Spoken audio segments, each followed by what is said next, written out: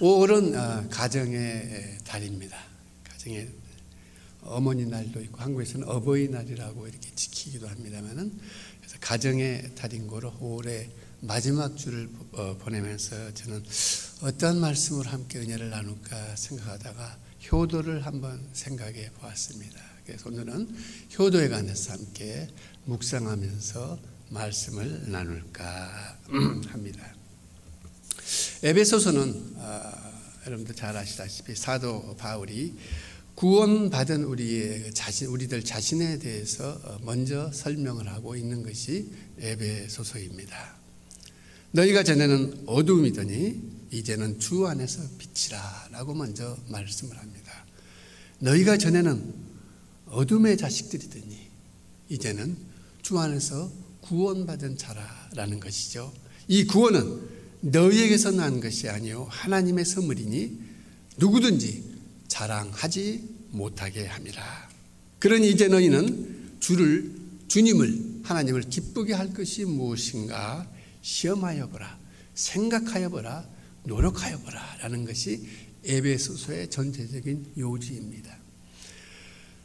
그러면서 6장에 들어서 사도 바울은 이 구원받은 우리가 그렇다면 어떠한 자세로 삶을 살아야 할 건가를 6장에서 결론적으로 말씀을 해줍니다.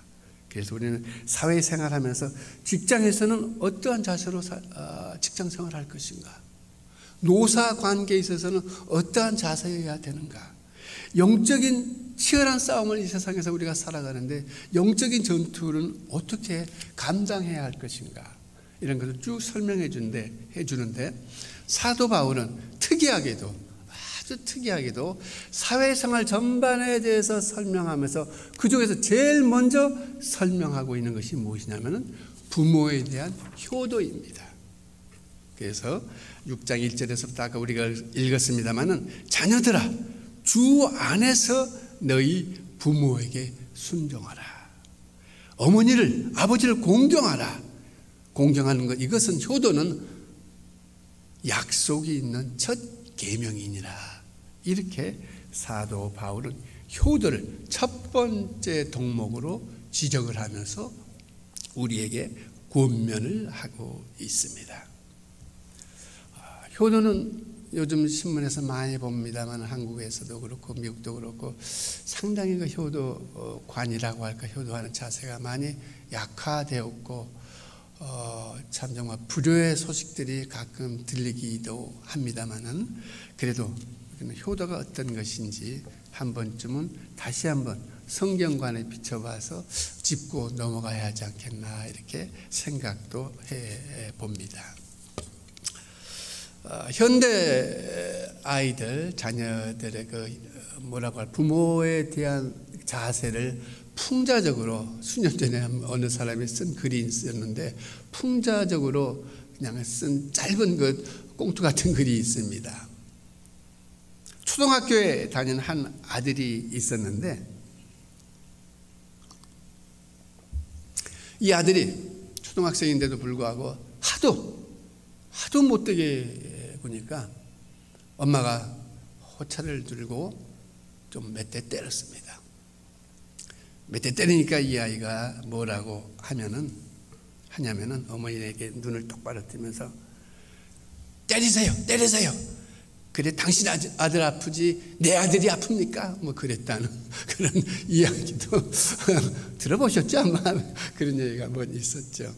뭐 확인된 것은 아닙니다만은 그 선사시대 때 우리 그 사람들이 집을 그때는 못 지었으니까 동굴 속에서 생활을 했는데, 그런 선사시대 때 그 원시인들이 살았던 그 동굴 속에, 동굴이니까 심심하니까 뭐 낙서도 해놨겠는데 그 중에서 제일 많이 발견된 낙서가 무엇이냐면 요즘 애들은 버릇이 참 없어서 큰일이다 라는 낙서가 동굴 속에 제일 많이 적혀 있었다. 확인된 건 아닙니다. 그런 얘기가 또 있었습니다.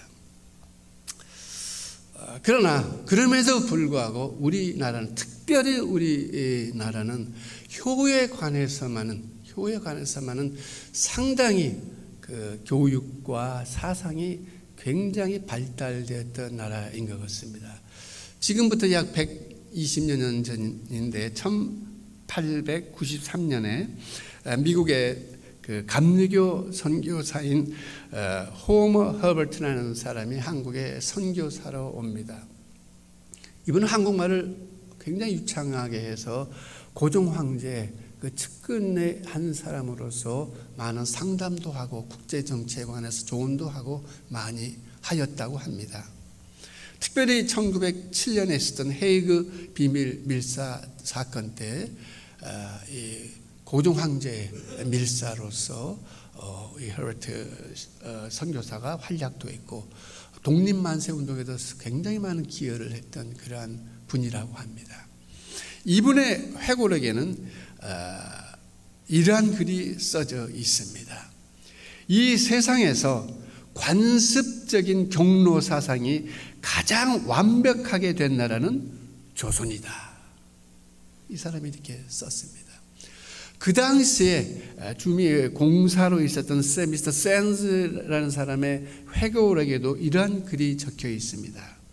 나는 나의 노년을 위해서 다시 태어난다면 조선 땅에서 태어나고 싶다. 나의 노년을 위해서 나는 조선 땅에서 태어나고 싶다. 얼마만큼 그 당시에 한국의 그 효도 사상, 종로 사상이 참 상당한 높은 수준의 경지를 이루고 있으면 이러한 분이 이렇게 글을 썼을까라는 생각이 듭니다. 여러분도 잘 아시다시피 영국의 토이비 그 역사학자죠. 아주 굉장히 세계적인 역사학자인데 토이비는 이렇게 썼습니다. 세계에서 가장 아름다운 가족 제도는 한국에 있다. 참 대단한 칭찬의 말입니다. 정말 긍지가 가는, 한국 사람으로서 정말 긍지가 가는 그러한 이야기입니다.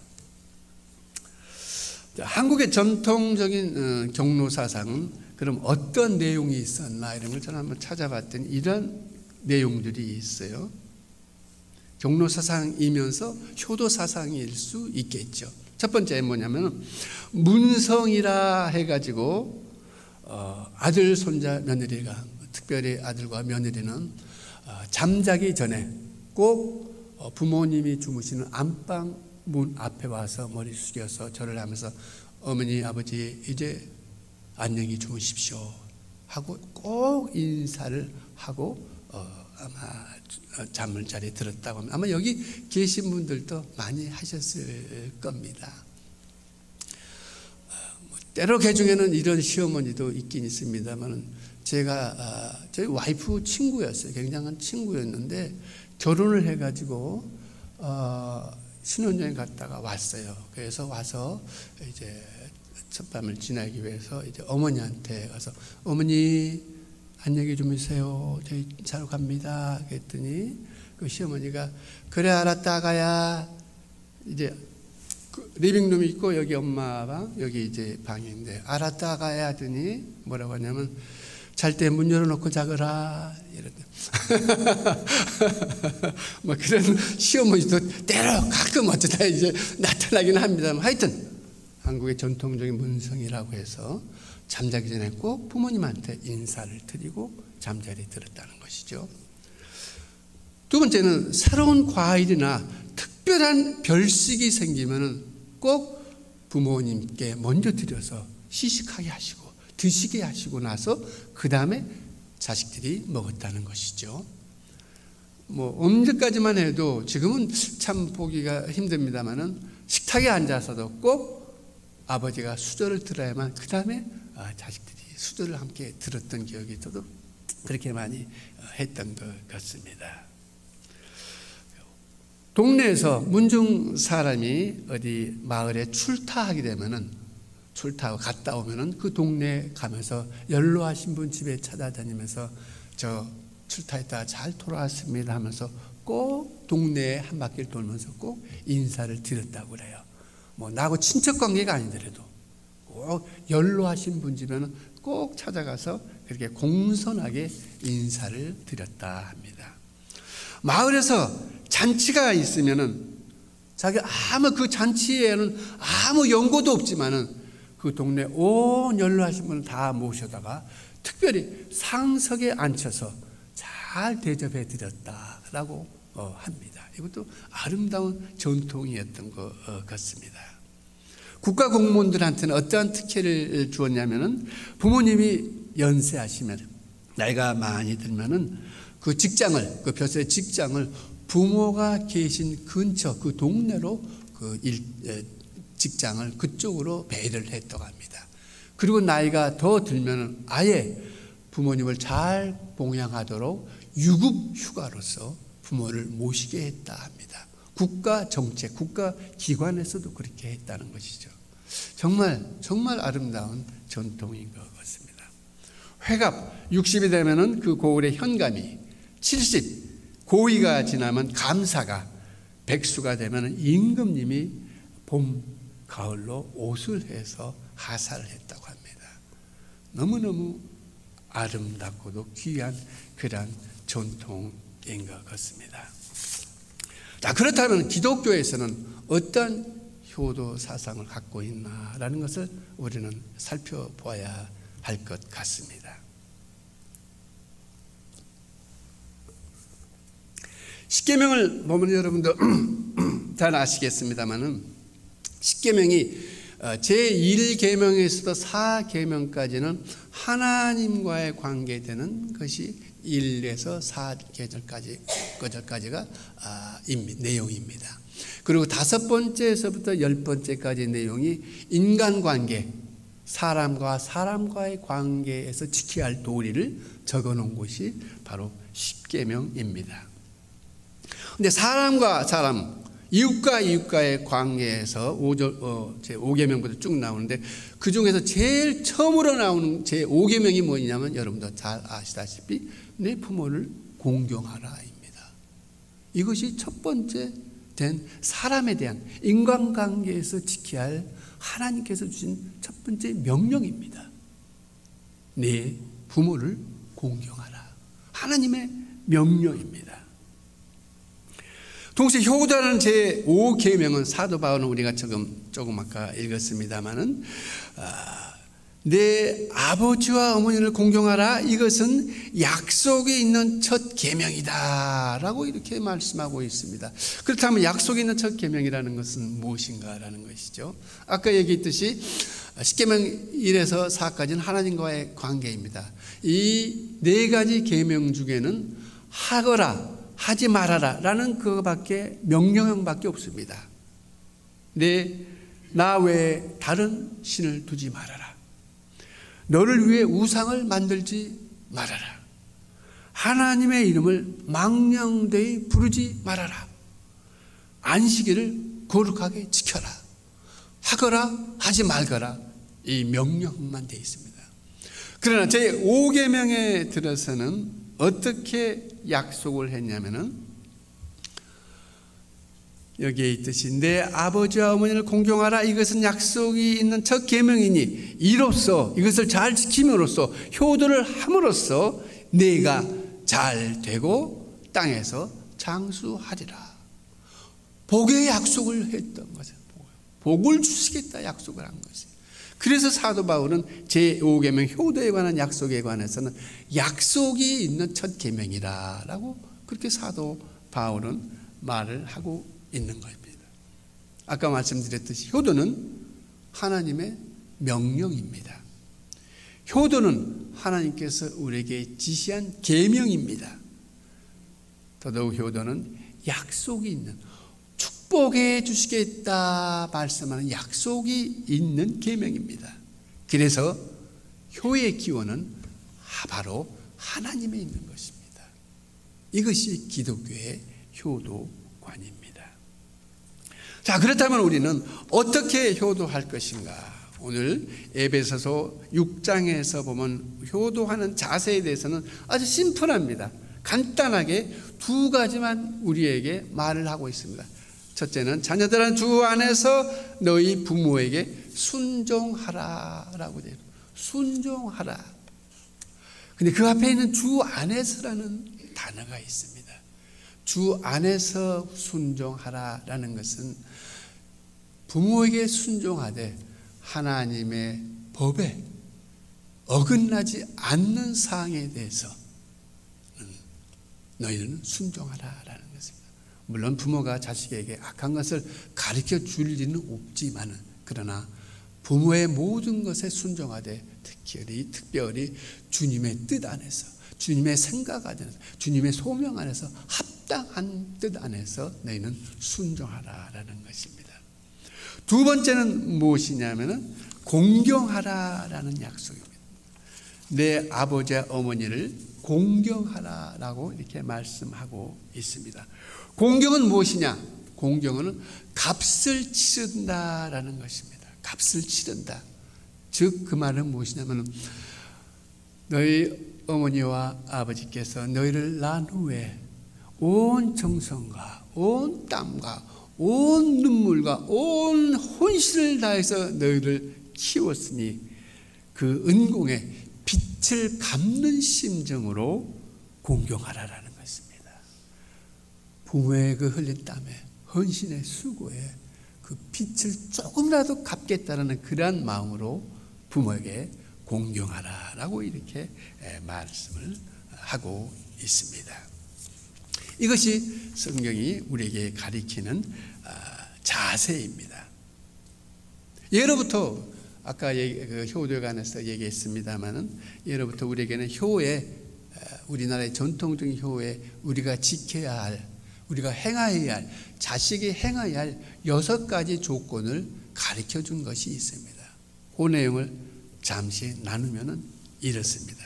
첫 번째, 효도는 뭐예요? 첫 번째, 아주 심플, 삶 가운데서 실천적으로 우리에게 가르쳐 주는 내용입니다. 어렵지도 않아요. 고상하다고 표현하고, 아주 심플하게, 쉽게, 실천적으로 행해야 할 것, 이것을 우리 조상들이 가르쳐 준 것입니다. 첫째 무엇이냐면은, 효의 첫 번째 것은 너희 자신이 건강하라는 것이에요. 이 말을 보면서 저는 상당히 곰곰이 생각해 봤습니다. 했더니 결론은 그것이에요. 내가 건강해야 부모님께 효도할 수 있다는 것이에요. 나의 탐욕으로, 나의 욕심으로 방탕하게 막 살다가 병들어서 들어 누운다면 이것은 불효 중에 불효다라고 이렇게 적어놨어요. 어떤 잘 자기 자신을 관리하고 몸을 관리했는데도 어떤 병의 질병에 걸렸다, 어쩔 수 없습니다. 사고가 났다, 어쩔 수 없습니다만은, 그러한 케이스를 빼고는 정말로 자기의 몸과 자신을 잘 단둘이 쳐서 건강을 꼭 지키라는 것이에요. 건강해야만 효도를 할 수 있다는 거예요. 건강해야만 부모한테 걱정을 끼치지 않게 된다. 자식이 아프면 부모의 마음은 정말 10배, 20배 더 아픈 게 아닙니까? 여러분 다 경험하셨으니까요. 첫 번째 효는 무엇이냐? 건강하라는 것입니다. 두 번째는 무엇이냐? 물질로 봉양하라는 것입니다. 지난주가 어머니 날이었습니다만은, 라디오에 들으니까 이런 게 나오더라고요. 어머니 날에 부모한테 이제 선물을 하는데, 어머니가 제일 받기 싫어하는 선물 목록이 몇 개 있더라고요. 1번 꽃, 어머니 제일 싫어한대요. 어머니 날 꽃 갖다 주는 거. 두 번째 케이크, 싫어한대요. 그럼 뭐가 제일 좋으냐? 뭐니 해도 뭐니가 최고라는 거였어요. 그래서 웬만하면 부모님한테 돈으로서 이렇게, 그러면 어머니가 그것으로 유용하게 사용하실 거 아니에요. 근데 보면은요, 그렇게 선물하면 대체적으로는 자식 위해서 쓰더라고요. 당신 위해서 잘 안 써요. 어머니께 돈 드리면 어머니는 그거 거기 놔뒀다가 자식 위해서 다시 써요. 하여튼 물질로 봉양하라라는 것입니다. 세 번째는 양지라는 건 무엇이냐면, 어머니, 아버지, 부모의 뜻을 먼저 헤아려서 그 뜻대로 먼저 행동하라는 것입니다. 어머니가 뭘 어떻게 하기를 원하면 그렇게 행동해 주는 것, 아버지가 뭘 어떻게 하기를 원하시는 것 같으면 그 뜻을 헤아려서 미리 하라는 것입니다.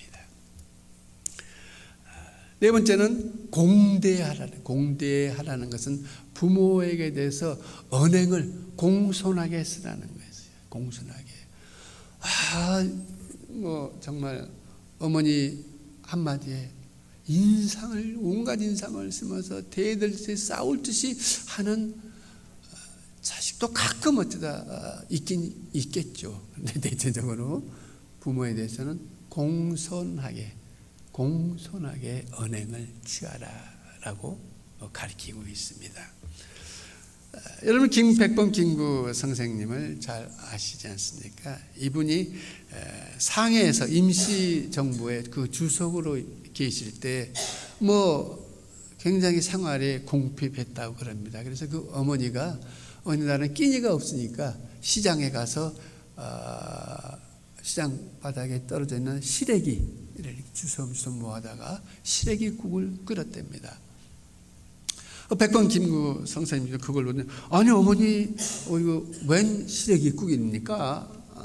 그랬더니 어머니가 먹을 것이 많아서 내가 시장에서 좀 주워왔다 했다 끓였다 그렇게 얘기를 했습니다. 그러자 백범 김구 선생님께서 좀 그 궁핍한 삶 속에서 좀 웃음이라도 좀 나눠볼까 해서 어머니한테 농담조로 이렇게 얘기했다고 합니다.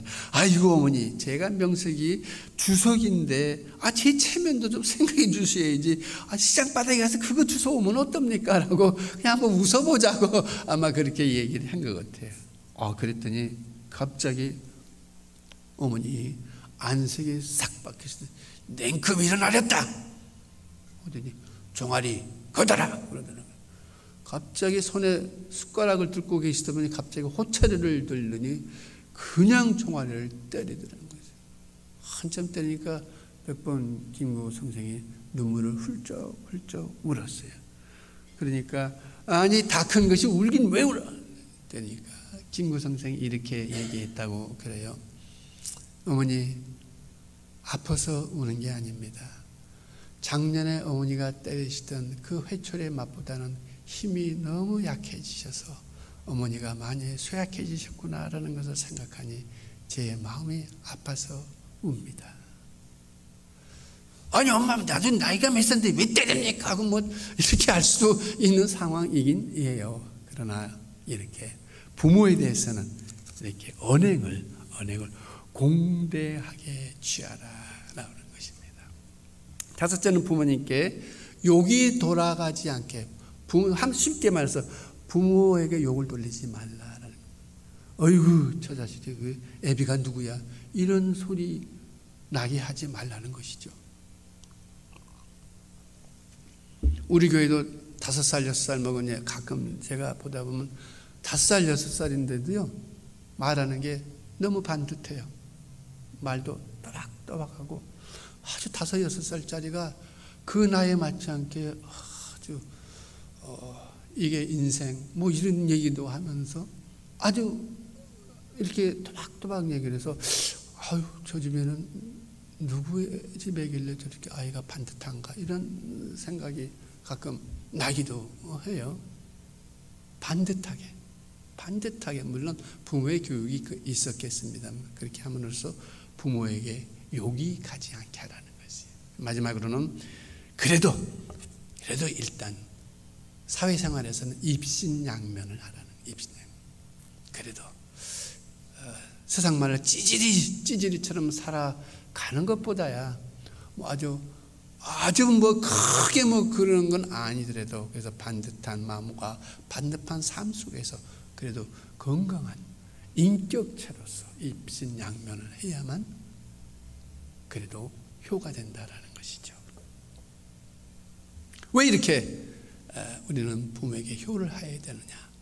아까 얘기했듯이 부모님은 정성을 다해서 혼신의 힘을 다해서 우리가 알지 못하는 시간에 우리가 느끼지 못하는 때에 부모님들은 우리를 위해서 수없이 눈물을 흘리시면서 키워주셨기 때문에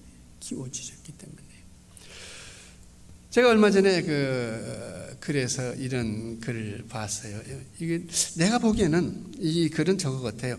수년 전에 한국의 그 대기업에서 그 어버이날을 맞이해 그 광고인데 그 광고 아마 카피일 거예요. 아버지와 어머니에 관한 그 인생에 지나온 것을 연령별대로 이렇게 마치 초상화처럼 쫙 나열한 글입니다. 한번 제가 읽어드릴게 들어보시기 바랍니다. 먼저 아버지에 관한 내용입니다. 아버지, 29, 14시간을 기다려서야 자식의 울음소리를 들을 수 있었습니다. 당신도 모르게 감사의 기도를 올렸습니다. 37, 자식이 초등학교에 들어가 우등상을 탔습니다. 당신은 액자를 만들어 가장 잘 보이는 곳에 걸어 두었습니다. 아직도 당신의 방에는 누렇게 바른 액자가 그대로 걸려 있습니다. 43, 모처럼 자식과 뒷산 약수터에 올라갔습니다. 이웃 사람들은 자식이 아버지를 닮았다며 인사를 건넸습니다. 당신은 괜히 하루 종일 기분이 좋았습니다. 48, 자식이 대학 시험을 보러 갔습니다. 당신은 평소와 다름없이 출근했지만 하루 종일 일이 손에 잡히지 않았습니다. 54, 자식이 첫 월급을 타서 네일을 사왔습니다. 당신은 쓸데없이 돈을 쓴다고 나무랐지만 그 네일을 입어보고 또 입어보았습니다. 61, 딸이 시집을 가는 날이었습니다. 딸은 도둑 같은 사위 얼굴을 쳐다보며 염상 한박 웃음을 피웠습니다. 당신은 나이 들고서 처음으로 눈시울이 붉어졌습니다. 오직 자식 하나 잘 되기를 바라며 살아온 한평생, 하지만 이제는 희끗희끗한 머리로 남으신 당신, 우리는 당신을 아버지라 부릅니다. 어머니에 관해서 21, 당신은 고개를 2개 넘어 얼굴도 본 적이 없는 김씨 댁의 큰 아들에게 시집을 왔습니다.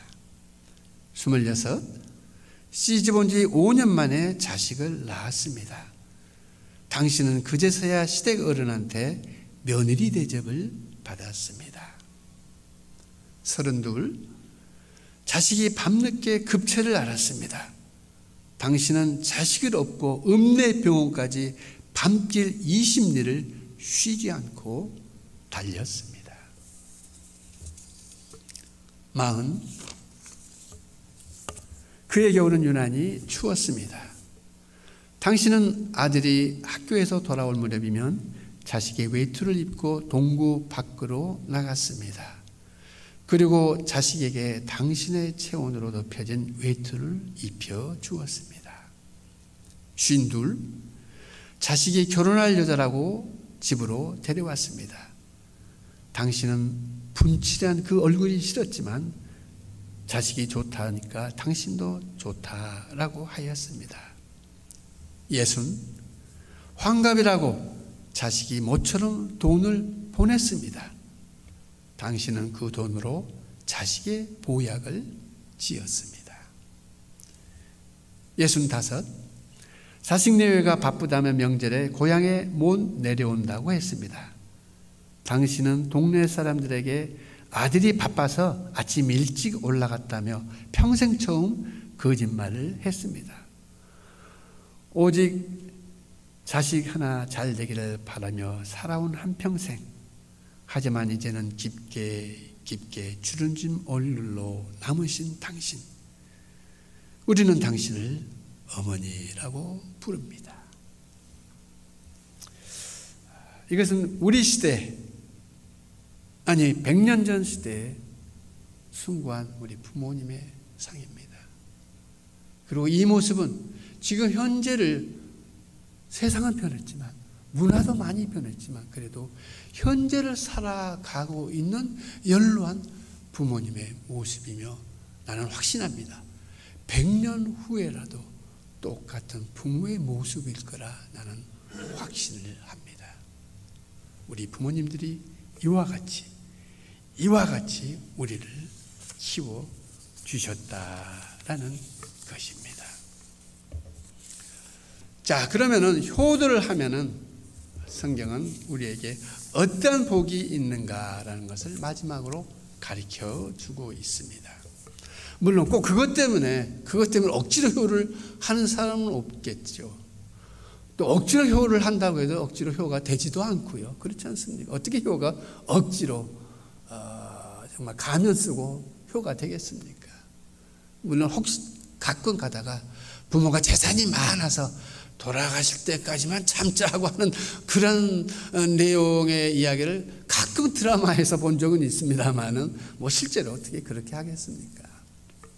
자, 마지막으로 효도하는 사람에게, 그런 자녀에게 하나님께서 약속해 주신 복입니다. 첫 번째, 우리가 얘기했듯이 형통의 복이 주어집니다.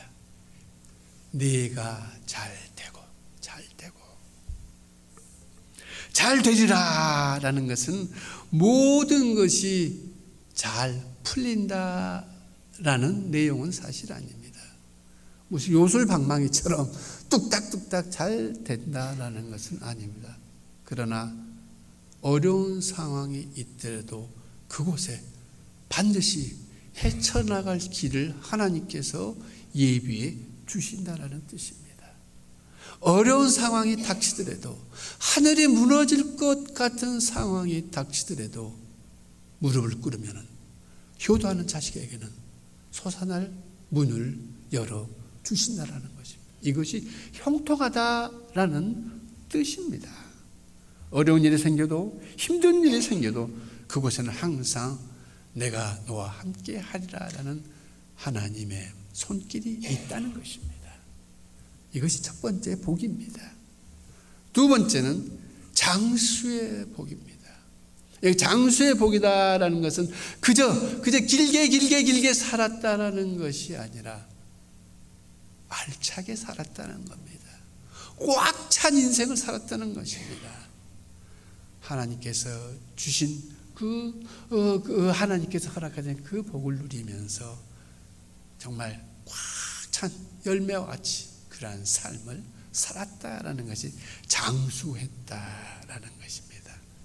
그리고 마지막으로 무엇이냐면은 존귀와 영광을 우리 삶 가운데 누리겠다라는 것입니다. 잠언 1장 8절에는 이와 같이 말씀하고 있습니다. 부모의 훈계와 법을 따르면, 즉 이것은 무엇이냐면 부모께 효도를 하면입니다. 부모에게 효도를 하면 머리에 면류관을 쓰며 목에 금사슬을 맨 것 같이 될 것이다 라고 합니다. 목에 면류관을 쓰고 목에 금사슬을 맸다는 것은 금메달 탔다는 겁니다. 금메달. 하나님 앞에 금메달 탔다는 거예요. 뭐 하는 사람이? 효도하는 사람에게는 삶 가운데서 존귀와 영광이 따른다는 것입니다. 한 가지 이야기만 나누고 오늘 말씀을 마칠까 합니다.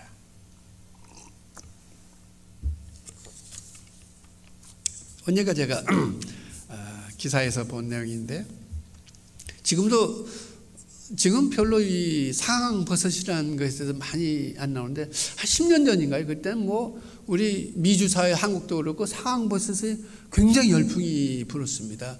저도 그거에 속았는지 안 속았는지 모르지만 저 범안가 어디서 선교 갔다 왔다는 사람이 막 그냥 입에 하길래 또 덜커덩 또 뭐 산 적도 있습니다만, 하여튼 어떻게 될까요? 약의 효과가 있냐 없냐를 떠나서 상황버섯이 엄청, 여러분도 많이 하셨죠? 엄청 뭐 열풍이었습니다. 한국에서 그 상황버섯을 채취하면서 그걸로 생활을 하는 사람이 있었습니다. 마치 뭐 뱀을 잡아서 업으로 삼는 사람, 뭐 산삼을 캐서 업으로 사는 사람처럼 상황버섯을 채취해서 살아가는 사람이 있는데, 이 사람에 대한 기사가 어느 잡지에 실렸습니다. 그래서 상황버섯의 효능은 무엇이고, 상황버섯은 어느 어떤 그 제에서 잘 살고 뭐 위치가 어떻고 이런 거에 쭉 그 쓴 거를 그런 기사가 났는데, 그래서 유명해졌죠. 어떤 한 사람이 그 기사를 보고, 그 사람이 강원도에서 사는데 물어서 강원도 산골짜기까지 이 사람을 찾아왔습니다. 정말 힘들게 찾아갔어요. 그러더니 찾아가서 그 사람을 만나서 그 사람 앞에 무릎을 꿇고 이렇게 얘기를 했습니다. 선생님, 애원하는 거예요. 저희 아버님이 암에 걸리셨습니다. 저희 아버님의 암을 치유하기 위해서 저의 전 가산을 다 썼습니다. 재산이 없습니다. 그러면서 손에 있던 빈털터리가 된 거죠. 손에 아주 낡은 시계를 풀러서 그분 앞에 이렇게 놓으면서 이렇게 말합니다. 체면 불구하고 부탁드립니다. 시계 요 값으로 상황버섯을 달라는 것이 아니라 상황버섯을 따로 가실 때 저도 좀 동행할 수 있게 해주십시오. 저도 좀 동행하게. 그러면 제가 가서 좀 따서 제 아버님 암을 한번 치유해보고 싶습니다. 이렇게 말씀을 드렸어요. 그러니까 이 상황버섯 따는 분이 껄껄 웃으면서 이 사람 뭐 날로 먹으려 하네. 껄껄 웃었어요. 그러니까 이 청년이 더 무릎을 꿇으면서 더 엎드리면서 제발 부탁합니다. 저희 아버님 암을 좀 치유할 수 있는 길을 한번 열어주십시오. 간곡히 얘기하는 거예요. 그래서 그 모습을 이렇게 보고 있던 이 사람이 건너방에 있는 아들을 보내면 아들아! 그 아들이 건너방 예 아버지 하고 옵니다. 그러니까 그 아들한테 이렇게 명을 합니다. 저 광에 가서 상황버섯 있는 거 다 갖고 오너라. 아니 그 버섯 다요? 그래 갖고 오너라. 그러니까 아들이 머뭇머뭇하겠죠. 얼큰 빨리 못 갖고 오냐. 그러니까 아들이 광에 가서 상황버섯 이제까지 있는 거 만큼 가지고 왔습니다. 그러면서 그 아버지 암을 고치겠다고 찾은 그 청년에게 그걸 주면서 청년 이거 갖고 가서 아버지 암을 잘 한번 치료해 보게나 하고 다 줍니다. 그리고 시계도 줍니다. 난 시계 필요 없네. 너무너무 얼마나 황공하겠어요. 그래서 이 청년이 정말 땅에 엎드려서 감사합니다. 감사합니다. 대문 바깥에까지 감사합니다. 감사합니다. 하고 대문 바깥에쯤 있는 데가 나갔는데 저 방에서 그 아버지가 아들한테 뭐라고 하는데 소리가 들리는데 그 뭐라고 하냐면 다음과 같이 얘기합니다. 효도하겠다고 찾아온 저런 사람 빈손으로 보내면 평생 우리는 가슴에 비수를 안고 산단다. 효도하러 온 사람 빈손으로 가게 하면 우리가 가슴에 비수를 안고 산단다. 효도하겠다는 그 마음에는 그 마음을 갖고 있으면 하나님께서는 어떻게 해서든지 효도의 길을 열어주시겠다는 약속입니다. 우리는 효도를 이익이 되니까 하는 것이고 이익이 안 되면 하지 않는 것이 효도가 아닙니다. 아까 말씀드렸듯이 효도는 하나님께서 하라 하신 명령이기 때문에 합니다. 우리를 살려주시고 온 인류를 구원하신 하나님께서 제일 먼저 인간에게 할 도리를 가르쳐준 그 첫 번째가 부모에게 효도하라는 것이기 때문에 우리는 효도를 하는 것입니다. 저는 확신합니다. 여기 계시는 분들은 말만 들어도 효도를 잘 하시는 분이에요. 정말 불편한 몸을 가지고도 어머니 끝까지 봉양하시는 분도 있고 생활이 어렵지만은 그래도 꼭 부모 공경하는 분도 있고 나이가 많지만 그래도 또 부모 공경하는 사람 여기 있는 분 많이 우리 모두 여러분들이십니다. 여러분의 가정에 효도를 통해서 크신 복이 지금보다도 12배가 넘치기를 주님의 이름으로 축복합니다.